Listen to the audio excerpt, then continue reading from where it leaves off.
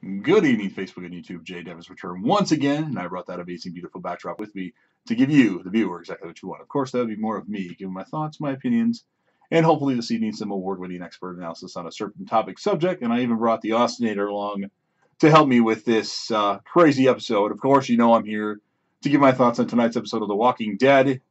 The episode was from Season 9, episode number 15, The Calm Before. Just going to give my thoughts on what I liked about the episode, what I didn't like, and then my overall score of the episode, anywhere in between a 0 and a 10. So, well, Hostinator, it's pretty crazy. It was crazy, especially at the end. It hit me like a ton of bricks. Yeah. I mean, the episode was a lot slower than I thought it was going to be. It was. Didn't expect it to be that slow. No. But the payoff in the end was worth it. Yeah. Very much so. So, I mean, let's start with what I didn't like. Okay. Actually, so I think you're in agreement with me. There was no Negan. No Negan. Why is that? That automatically takes it down a notch. Best character on the show. Arguably. A slow episode. Mm-hmm. Jumping back and forth between past and future. You know, not far away in the past, but, you know, an hour ago stuff. That's sometimes it's hard for some people to follow. With Exactly. that stuff. Not us. We're experts about this, but for random people, might not follow that as easy. But there was a lot that I did like. A lot of good development for it being slow, emotional, to say the least. So let's talk about the deaths. Mm-hmm. So you had the two highwaymen, Ozzy and Alec, or Alex. I think it's Alec. I think so. Tammy Rose, Mm-hmm. Addie, and Rodney. Mm-hmm. You also had DJ. Yeah, I was, whoa. Trying to remember. You had Frankie, one of Negan's wives that hardly has been on the show this season and last season. Yeah. And then, of course, you had the three big deaths. Oh, yeah. With Tara, Enid, and Henry. I'd say Henry and Tara's were probably the biggest. Because, wow, I didn't see that coming, honestly. It's very surprising that Rosita and Ezekiel weren't killed off. This week. There were rumors that Ezekiel will be done with the show next season, as well as Michonne. Mm-hmm. So we don't know what's going to pan out there, but maybe those were just rumors for once and not actual factual information. So when it actually happens, let us know. Yeah, that's. I'm a little mad. You bring in these characters, the Highwaymen. You focus on this character Ozzy, and then you just kill him off right away. And apparently, they're the ones that saved the day. With well, they didn't save the day, but they tried. Mm-hmm. They tried. They did that. You know, jumping back and forth stuff, but they showed that him and his guy, and then DJ showed up to try to fight off the Whisperers. To no avail. Yeah, it didn't work, but well. And then Beta. Yeah, Beta had a little bit of scenes here. Holy crap. I did not see that coming. Well, Beta's a tough guy. He's going to be tough to beat.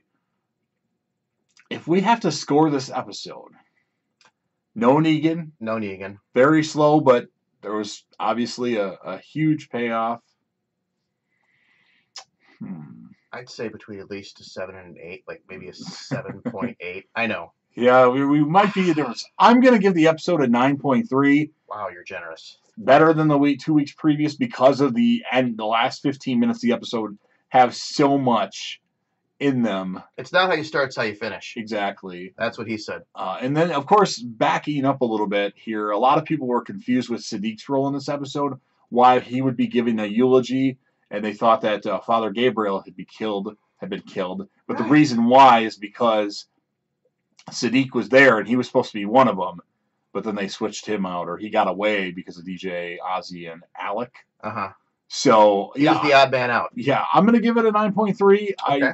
It's a phenomenal episode, a very well-written episode. Granted, it's a little slow. And, of course, next week we got the season finale of The Walking Dead, which, I don't know, Austinator, in my opinion, this is almost the best season of The Walking Dead. Oh, I would agree.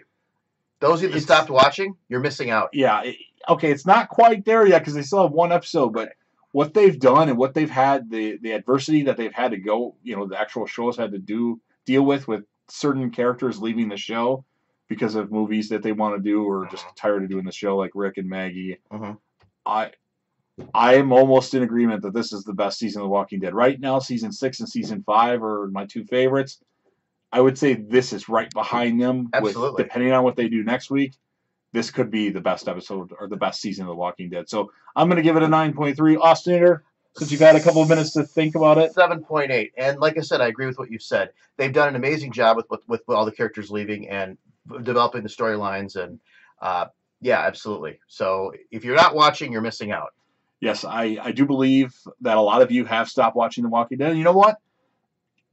I don't blame you. There's certain parts that just went on too long, and this season isn't doing that. So there you have it, folks. The Calm Before, 9.3 out of 10. Of course, next week's episode, the season finale, called The Storm. The Storm. I don't know what's going to happen, but it's snowing.